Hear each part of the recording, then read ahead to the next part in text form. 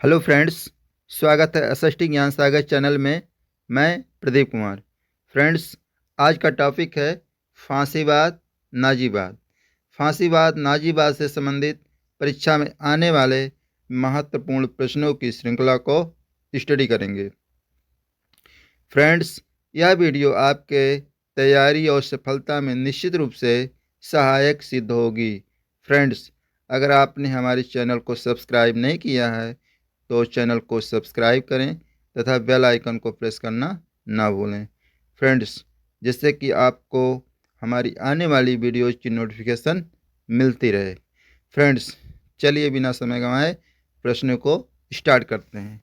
जैसा कि स्क्रीन पर देख पा रहे हैं फ्रेंड्स, टॉपिक का नाम है फांसीवाद नाजीवाद। चलिए स्टार्ट करते हैं। फर्स्ट क्वेश्चन है फ्रेंड्स, कह रहा है निम्नलिखित में से कौन सी विशेषता फांसीवाद में पाई जाती है। यानी ऐसी कौन सी विशेषता है जो फांसीवाद में पाई जाती है। फ्रेंड्स, है प्रजातंत्र का विरोधी है, राज्य को साधन मानता है। कौन? फांसीवाद। फांसीवाद समाजवाद का पोषक है, अंतर्राष्ट्रीय शांति का अग्रदूत है। फ्रेंड्स, तो कह रहा है कौन सी विशेषता पाई जाती है। तो फ्रेंड्स, राज्य को साधन मानता है, ये विशेषता नहीं पाई जाती है। समाजवाद का पोषक है, ये भी नहीं पाई जाती है। फ्रेंड्स, अंतर्राष्ट्रीय शांति का अग्रदूत है, बिल्कुल नहीं पाई जाती है।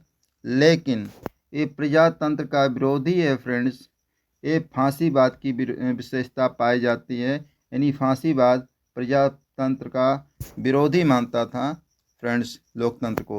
इसलिए ऑप्शन नंबर ए सही हो जाएगा, फांसीवाद का यानी प्रजातंत्र का विरोधी। फ्रेंड्स, नेक्स्ट क्वेश्चन है, कह रहा है फ्रेंड्स, फांसीवाद विश्वास करता है, फांसीवाद विश्वास करता है राज्य दल से श्रेष्ठ है, दल राज्य से श्रेष्ठ है, राज्य और दल दोनों एक दूसरे से अलग हैं, डी राज्य और दल एक ही हैं। तो क्वेश्चन कह रहा है फांसीवाद विश्वास करता है, यानी किस में विश्वास करता है। फ्रेंड्स, हम बताना चाहेंगे आपको कि फांसीवाद राज्य को साध्य मानता है। क्या मानता है? फांसीवाद राज्य को साध्य मानता है। फ्रेंड्स, साध्य का मतलब प्रमुख, यानी राज्य ही सब कुछ है, राज्य ही सब कुछ है, राज्य के सिवा कुछ नहीं है।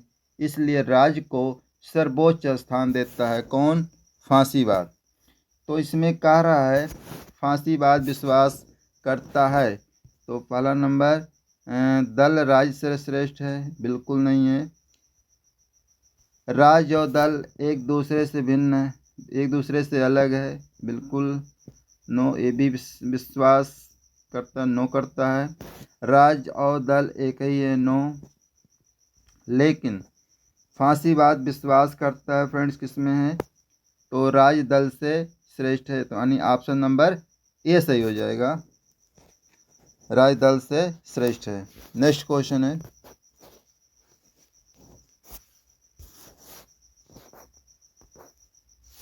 फ्रेंड्स, कह रहा है निम्नलिखित में से कौन सर्वाधिकारवादी राज्य में विश्वास करता है।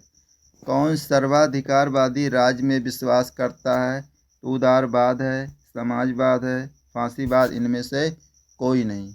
फ्रेंड्स, हम बताना चाहेंगे ये फांसीवाद जो सर्वाधिकारवाद राज्य में विश्वास करता है, तो हम बताना चाहेंगे फांसीवाद जो है राज्य को साध्य मानता है, जबकि उदारवाद जो है राज्य को साधन, यानी क्या कहता, उदारवाद कहता है राज्य साधन है, साध्य नहीं है।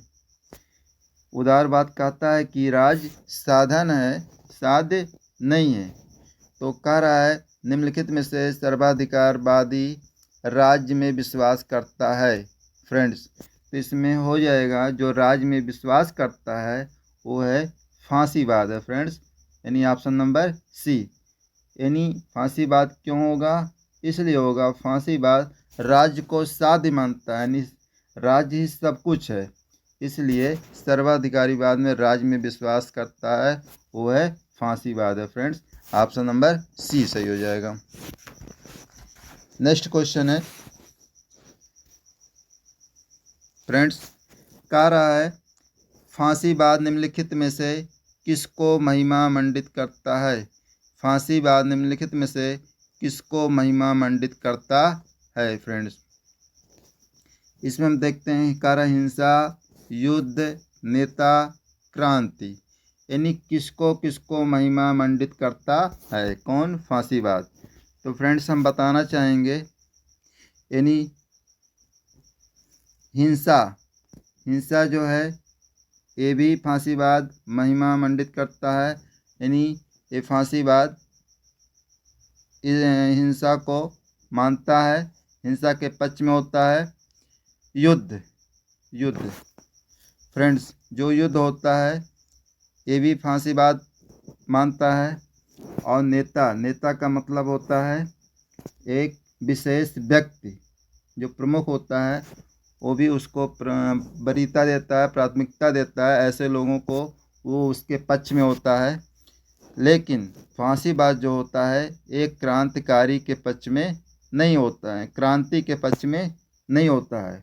तो फ्रेंड्स हम बताना चाहेंगे आपको, तो फांसीवाद निम्नलिखित में से किसको महिमा मंडित करता है?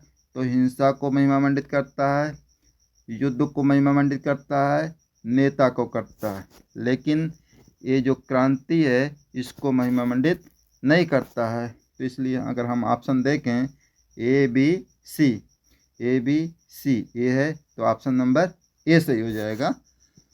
यानी किसको महिमा मंडित करता है? ए बी सी, यानी हिंसा, युद्ध, नेता, इन तीनों को महिमा मंडित करता है फ्रेंड्स। चलिए नेक्स्ट क्वेश्चन देखते हैं फ्रेंड्स।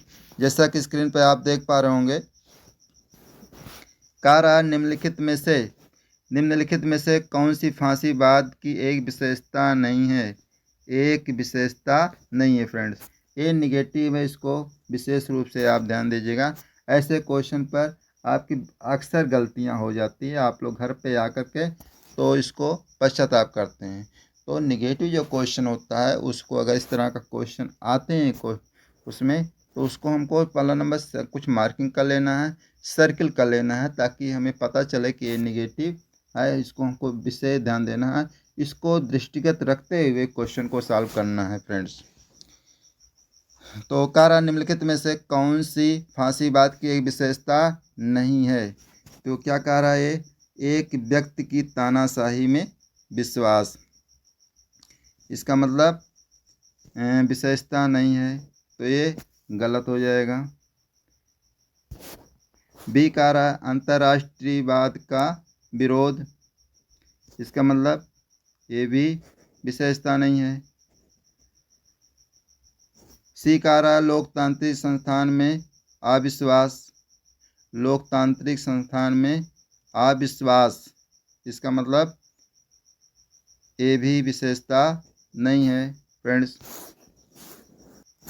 तीसरा कह रहा है लोकतांत्रिक संस्थान में अविश्वास, अर्थात ये भी नहीं है, ये भी नहीं है, ये भी नहीं है, ये भी नहीं है। लेकिन जो व्यक्तिवाद में विश्वास कह फांसीवाद की एक विशेषता नहीं है, तो ये हो जाएगा व्यक्तिवाद में विश्वास, यानी यह एक विशेषता नहीं है, फांसीवाद की विशेषता नहीं है।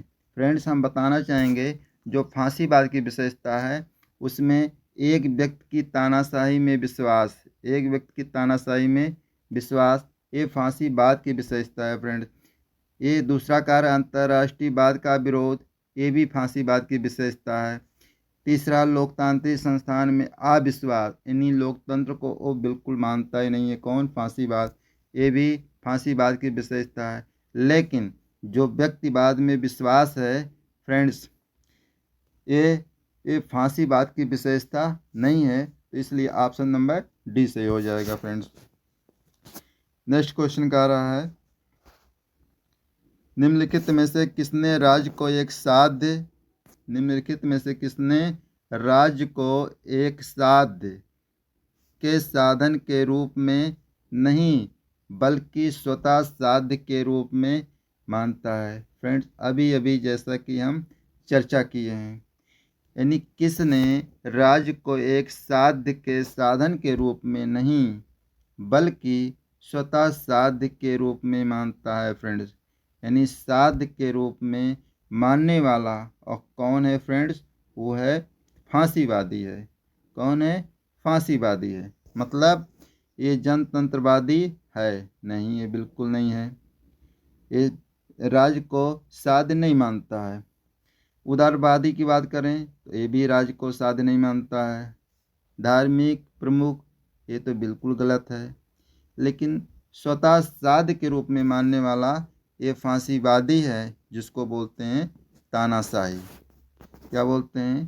तानाशाह। जो तानाशाह होते हैं, ऐसे लोग राज्य को साध्य मानते हैं, राज्य को साध्य मानते हैं। तो ऑप्शन नंबर बी हो जाएगा, यानी तानाशाह। फ्रेंड्स, नेक्स्ट क्वेश्चन है फ्रेंड्स, कह रहा है फांसीवाद का जन्म कहाँ हुआ था? फांसीवाद का जन्म कहाँ हुआ था? चीन में हुआ था, जापान में हुआ था, इटली में हुआ था, जर्मनी में हुआ था। फ्रेंड्स, तो हम बताना चाहेंगे फांसीवाद का जन्म इटली में हुआ था। ऑप्शन नंबर सी हो जाएगा, इटली। नेक्स्ट कह रहा है फासिज्म किस भाषा से लिया गया है? अंग्रेजी भाषा से लिया गया है, फ्रेंच से लिया गया है, लैटिन से, ग्रीक से। तो फ्रेंड्स, हम बताना चाहेंगे फासिज्म जो होता है किस भाषा से लिया गया है? तो फ्रेंड्स, फासिज्म लैटिन भाषा से लिया गया है। तो ऑप्शन नंबर सी हो जाएगा। मिलते हैं नेक्स्ट क्वेश्चन में।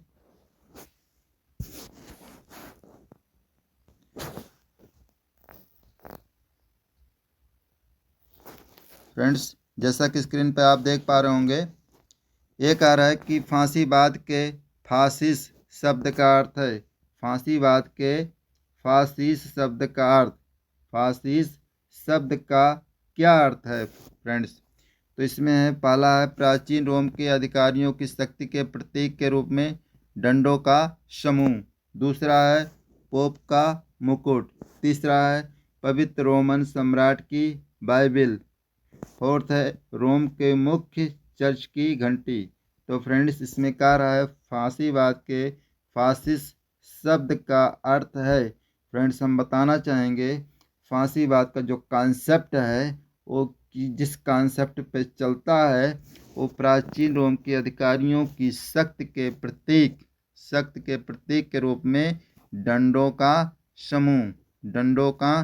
समूह, जैसे कई डंडों को मिला करके एक शक्ति बन जाती है। कई लोगों को मिला करके कई लोगों को एक संगठन बना करके एक वर्चस्व, एक शक्ति हो जाती है। और ऐसी शक्ति होती है, महाशक्ति का रूपरेखा बना लेती है। उसी प्रकार फ्रेंड्स, शक्ति के प्रतीक के रूप में डंडों का समूह की तुलना की गई है। तो फ्रेंड्स, इसमें हो जाएगा फांसीवाद के फासिस्ट शब्द का अर्थ है, तो ऑप्शन नंबर ए हो जाएगा, यानी शक्ति के रूप में, प्रतीक के रूप में डंडों का समूह हो जाएगा। तो ऑप्शन नंबर ए सही है। फ्रेंड्स, नेक्स्ट क्वेश्चन है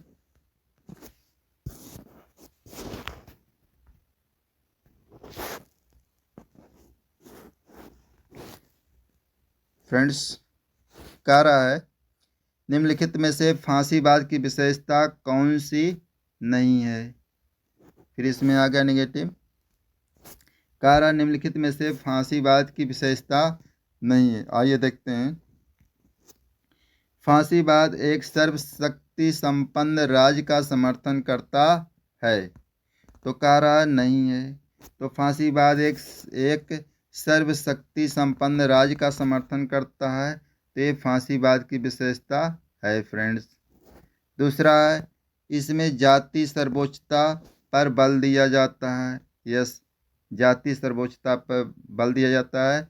ये व्यक्ति विशेष को ही चुनता है, उसको प्रमुखता देता है, उसको प्राथमिकता देता है। फ्रेंड्स, ऐसे लोग कौन? फांसीवाद। तीसरा कह रहा है यह महामानव पूजा और विशेष वर्ग में विश्वास करता है, जैसा कि अभी हम बताएं विशेष वर्ग में ऐसे लोगों को प्राथमिकता देता है। तो ये जो है ये सब जितने भी हैं ये फांसीवाद की विशेषता है। चौथा क्या कह रहा है यह अंतर्राष्ट्रीय कानूनों में पूरी निष्ठा रखता है। नो, बिल्कुल गलत है। ये अंतर्राष्ट्रीय कानूनों में पूरी निष्ठा नहीं रखता है। ये अंतर्राष्ट्र के विरोधी हैं, उसके अपोजिशन में काम करता है। किसके?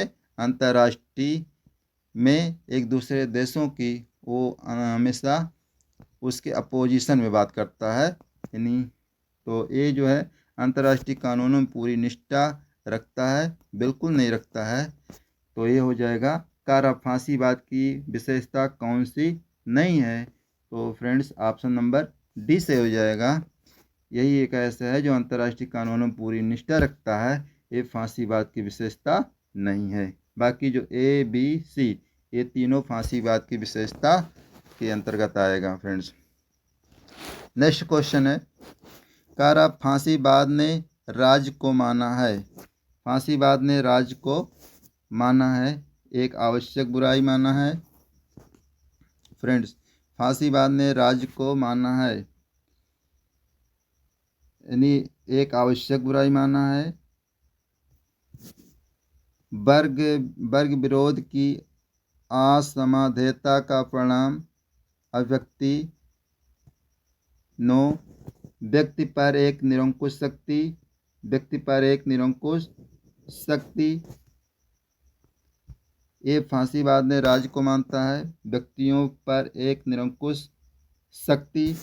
परिवार और गांव का एक ऐसा संगठन जिसका उद्देश्य पूर्ण आत्मनिर्भर हो। फ्रेंड्स हम बताना चाहेंगे इसमें कारा फांसीवाद ने राज्य को माना है।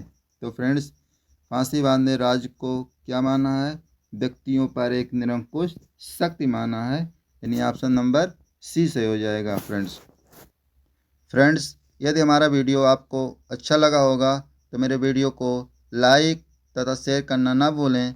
फ्रेंड्स अगर हमारा वीडियो आपको अच्छा लग रहा है और जो लोग हमारे चैनल को अभी तक सब्सक्राइब नहीं किए हैं ऐसे लोगों से मेरा रिक्वेस्ट है कृपया हमारे चैनल को सब्सक्राइब करना ना भूलें। फ्रेंड्स मिलते हैं नेक्स्ट वीडियो में। Thanks for watching.